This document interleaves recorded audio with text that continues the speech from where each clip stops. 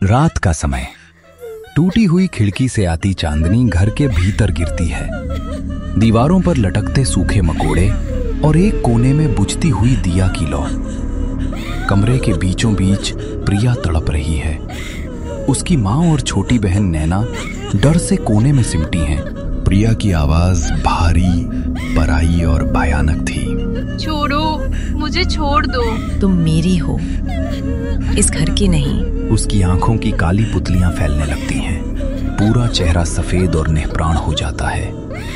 वो जमीन पर सिर पटकती है और शांत बैठ जाती है। कौन हो तुम? मेरी बेटी को छोड़ दो, भगवान के लिए। प्रिया ठहाका मारती है। उसकी हंसी दीवारों से टकरा कर लौटती है। अचानक उसका मुंह मुड़ता है, अस्वाभाविक रूप से, और माँ की ओर इशारा करती है। मसान देवी बुला रही हैं और तुम सबका समय आ चुका है। गांव छोटा था। हर घर की छत पर बैठी चिड़ियों की चहचहाहट जो अब कई दिनों से गायब थी। वो घर जहां प्रिया रहती थी एक अजीब सी खामोशी में डूबा था। सुबह की रोशनी भीतर आने से पहले ही दरवाजा चरमराया। नैना धीरे से बाहर झांकी। आसमान धूसर था, मानो रात अभी खत्म नहीं हुई। माँ, आज फिर दिया अपने आप बुझ गया। माँ ने थके हुए स्वर में कहा। मत छेड़ बेटी, अभी कुछ बोलना मत। घर के कोने में बैठी प्रिया सो रही थी या शायद जाग रही थी। उसका चेहरा शांत था, पर उसकी आंखों के नीचे काले घेरे उभर आए थे, जैसे कई रात से सोई नहीं हो। दीवारों पर एक अजीब सी गंध बस चुकी थी, जैसे गीली मिट्टी में कुछ सड़ गया हो। उस दिन गांव में कोई भी उनके घर नहीं आया। लोग फुसफुसाते थे। उसके घर में कुछ है। रात में आवाजें आती हैं, कोई औरत गाती है।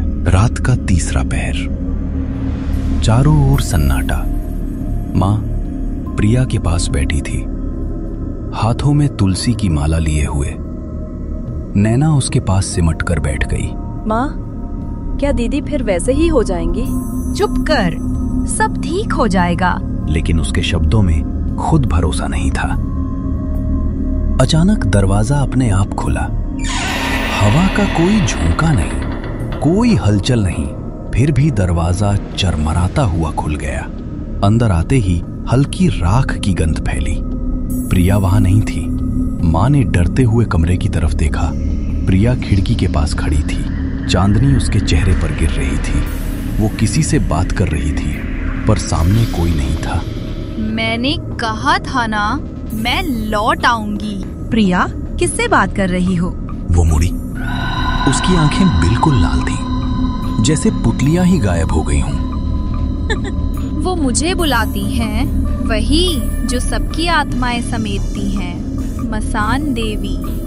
उसके बाद अचानक जमीन पर गिर गई। माँ और नैना की चीख से पूरा घर गूंज उठा। अगली सुबह गांव के चौपाल पर लोग जमा थे। बेटी पर कुछ बुरा साया है। मैंने रात उसकी चीख सुनी, जैसे किसी ने उसकी आत्मा खींच ली हो। बोलते हैं उस परिवार का बाप पहले मसान में गया था, कुछ मांग कर आया था। हाँ, सही कहा। शायद उसी का फल मिल रहा है। माँ ने सुना और उसका चेहरा फीका पड़ गया। उसे याद आया उसके पति की जान इसी कारण गई। लेकिन सच तो ये था कि उसने सालों पहले शमशान में पड़ी एक चीज उठाई थी, किसी की राख के पास से, या उस चीज का मजाक बनाया था। उसने सोचा था बस एक ताबीज है, पर शायद वही सबकी जड़ थी। उस शाम माँ ने तय किया वो अपनी बेटी को बचाएगी, चाहे उसे उस मसान देवी के पुजारी तक क्यों न जाना पड़े। रात का समय। घर में अब सिर्फ माँ और नैना थी। प्रिया को रस्सी से बांधा गया था ताकि वो खुद को चोट न पहुंचाए। माँ, अगर मसान देवी सच में है तो वो हमें क्यों सता रही हैं? क्योंकि तुम्हारे बाप ने कुछ ऐसा किया था जो नहीं करना चाहिए था। शायद उसने देवी की जगह उनकी आत्मा को चुनौती दी थी। अचानक बाहर से आवाज आई। किसी ने पुकारा, शांति देवी। माँ बाहर भागी। वहां पड़ोसी गोपी खड़ा था। सुना है अगले गांव में एक भूत प्रेत भगाने वाला रहता है, रमेश भगत। उसके घर में ही मसान देवी का मंदिर है। सब कहते हैं वो खुद मसान में पूजा करता है। अगर कोई बचा सकता है तो वही है। माँ ने बिना एक पल गवाए तय किया, सुबह होते ही वो अपनी बेटी को लेकर उसी गांव जाएगी। उसकी आंखें बंद थीं, पर होठ हिल रहे थे। रक्त चाहिए, 3 की आहुति, मसान का द्वार खुलेगा। सुबह का वक्त था, सूरज निकल आया था। माँ शांति देवी ने प्रिया को बैलगाड़ी पर पीछे बैठाया था। नैना सामने बैठी थी। गांव के लोग चुपचाप उनके पीछे देख रहे थे। कोई कुछ नहीं बोला, सब डरे हुए थे। बैलगाड़ी चल पड़ी। माँ, दीदी फिर बड़बड़ा रही हैं। प्रिया की आवाज धीरे धीरे तेज होती गई। वो कुछ संस्कृत जैसे शब्द बोल रही थी जो किसी मंत्र की तरह लग रहे थे। त्रिनेत्र, रक्त, अग्नि, मसान। मां का दिल धड़क उठा। 3 शब्द, 3 बार उसे फिर वही 3 संख्या याद आ गई, जिससे हर दफा कोई अशुभ घटना हो रही थी। अचानक गाड़ी रुक गई। सामने एक पुराना पीपल का पेड़ था, जिसकी जड़ में कई दिए बुझे पड़े थे। मां उतरी और धीरे से फुसफुसाई, यही वो जगह होगी जहां मेरी बेटी पर साया पड़ा था। हवा एकदम ठंडी हो गई। पेड़ की डाल से एक सफेद कपड़े का टुकड़ा लटक रहा था, जो धीरे धीरे लहरा रहा था। प्रिया की आंखें खुली और वो हंसी। वो यही थी, मसान देवी। इसी पीपल के नीचे पहली बार मुझसे मिली थी। मां घबराकर नैना को खींच ले गई। उसे महसूस हुआ कि पेड़ की छाया उनके पीछे पीछे चल रही है। रमेश भगत का गांव आया। गांव छोटा था, पर उसमें एक अजीब सी ऊर्जा थी। रास्ते में मां ने एक बूढ़ी औरत से पूछा, यहाँ रमेश भगत का घर किधर है? उस रास्ते के अंत में, जहाँ कुएं के पास मिट्टी की दीवार है, वहाँ है रमेश भगत का घर। प्रिया अब लगभग बेहोश थी। जैसे ही वे घर के पास पहुंचे, भीतर से अगरबत्ती की गंध आई। आ गए तुम। मुझे पता था आज 3 परछाइयां आएंगी। मां स्तब्ध रह गई। वो आदमी सामने खड़ा था, सफेद धोती, गले में लाल गमछा और आंखें जैसे नींद से नहीं, ध्यान से लाल हो रही थीं। महाराज, मेरी बेटी पर कुछ आ गया है। कहा जाता है मसान देवी का साया है। देवी का साया नहीं, देवी की नजर। किसी ने उनका अपमान किया है। मां का चेहरा पीला पड़ गया। उसने धीरे से कहा, मेरे पति। रमेश ने आंखें बंद की और मंत्र जपा। अधूरा संस्कार हो तो देवी क्रोधित हो जाती हैं।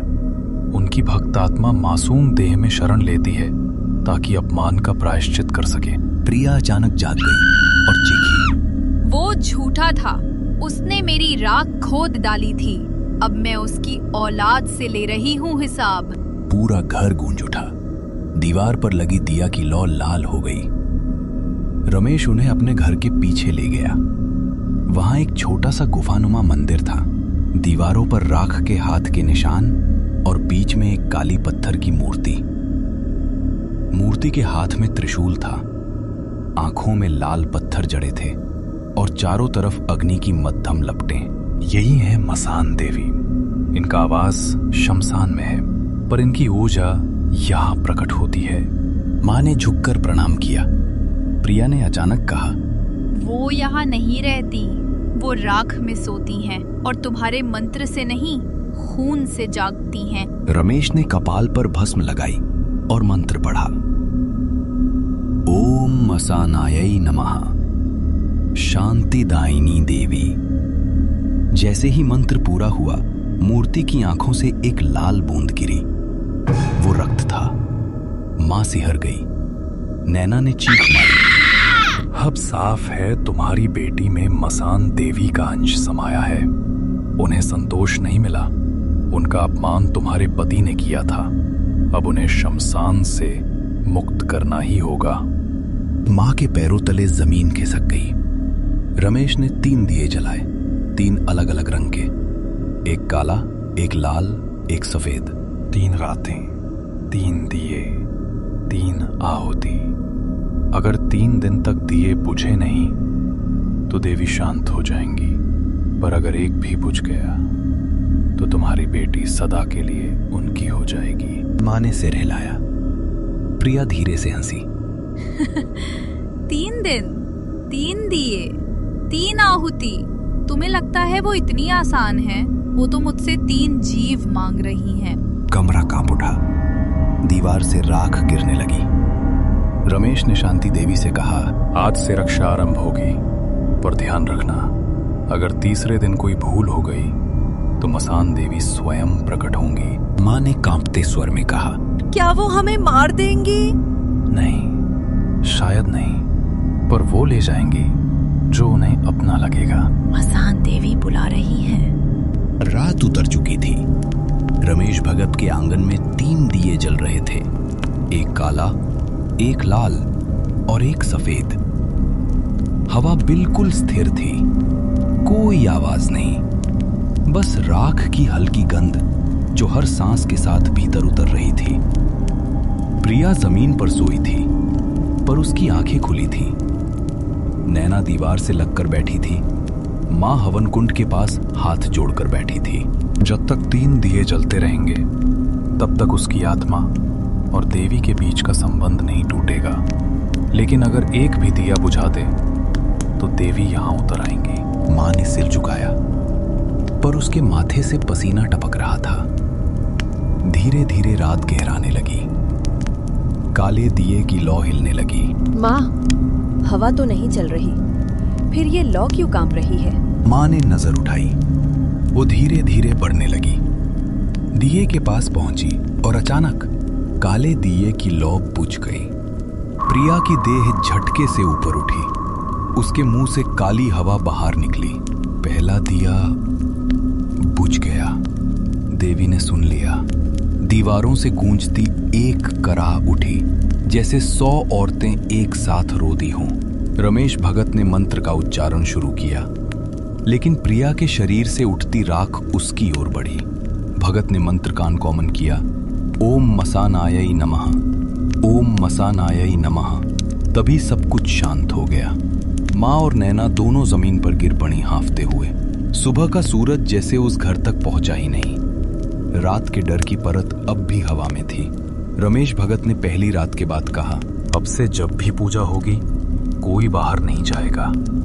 इस घर के बाहर मसान देवी का क्षेत्र खुल चुका है।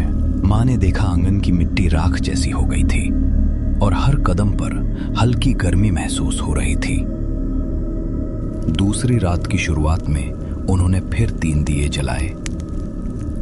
प्रिया की हालत और बिगड़ चुकी थी। उसका शरीर जलने लगा था, जैसे भीतर आग लगी हो। तुम सोचते हो मैं बंद ही हूँ? वो तो अब इस शरीर में है, मैं तो सिर्फ उनका दर्पण हूँ। रमेश ने माला घुमाई और कहा, देवी का क्रोध बढ़ रहा है।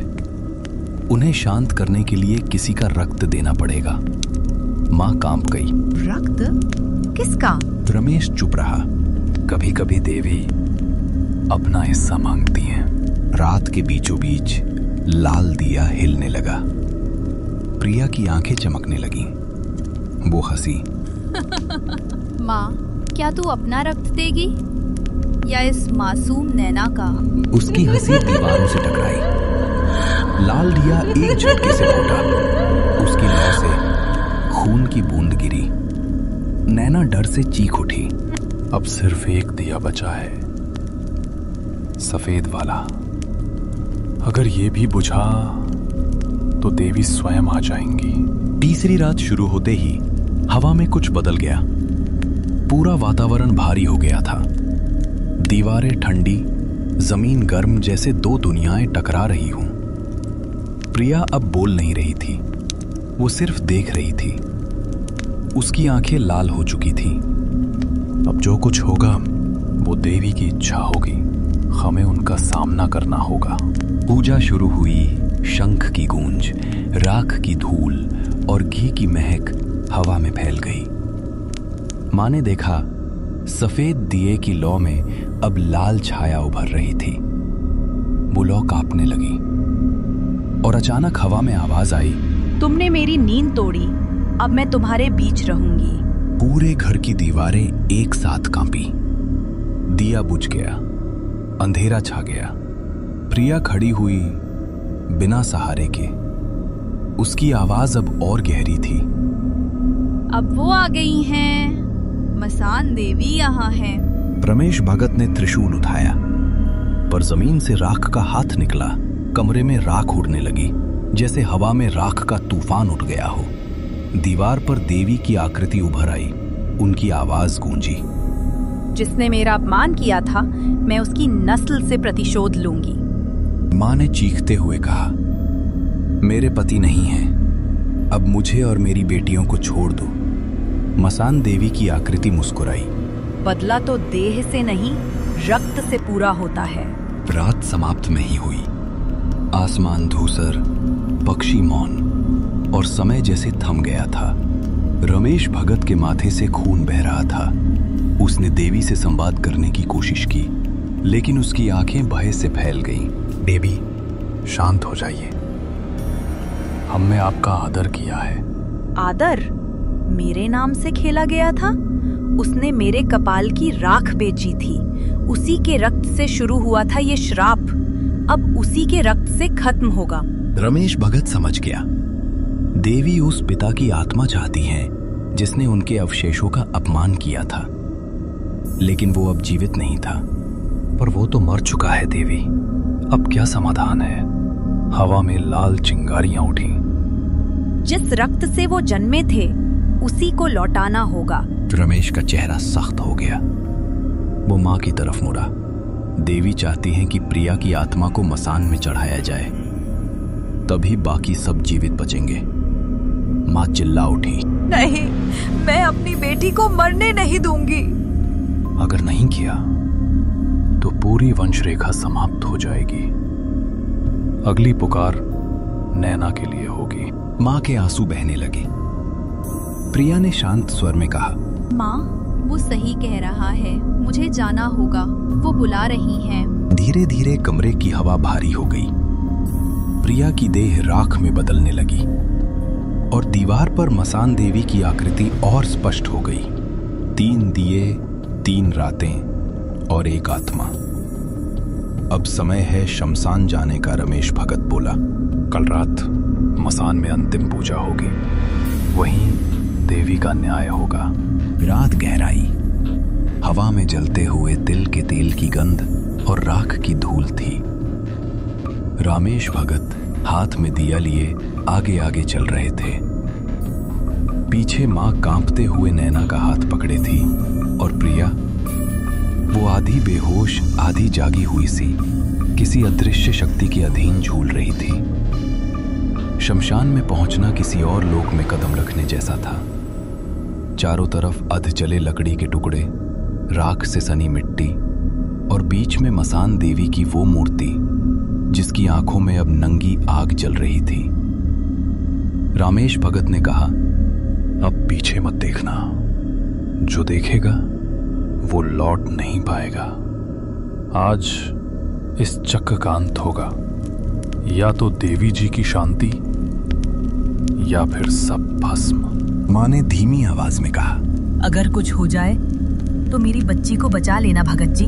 भगत ने सिर झुकाया, पर उनकी आंखों में एक छिपा डर था, क्योंकि वे जानते थे कि मसान देवी की पूजा करना और मसान देवी को रोकना 2 बिल्कुल अलग बातें हैं। रमेश भगत ने प्रिया को राख के घेरे के भीतर लिटाया। चारों ओर लाल मिट्टी से त्रिकोण बनाकर मंत्रोच्चार शुरू हुआ। ओम क्षमा प्रेतात्मा भूतनी देवी मसान स्वरूपिणी नमः। हवा भारी हो गई।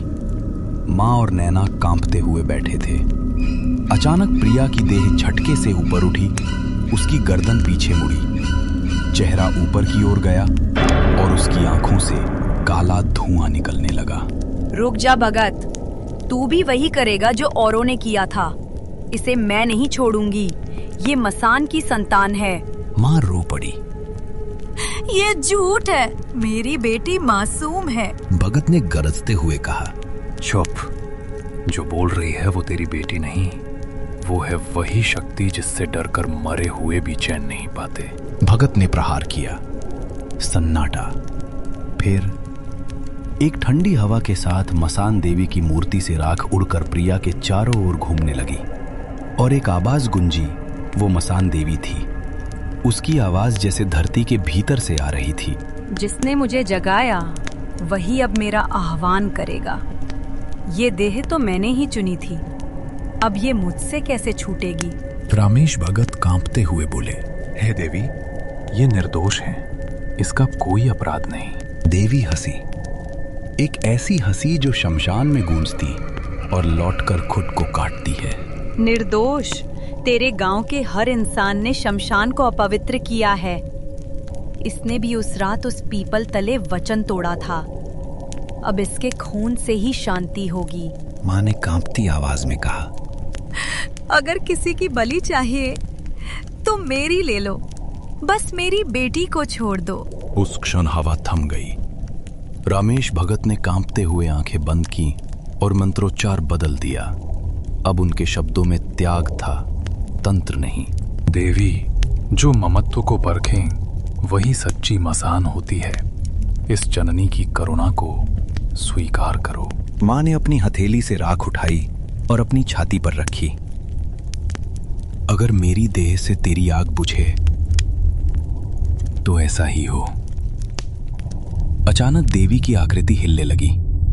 एक तेज चीख, एक राख का विस्फोट और फिर सब शांत।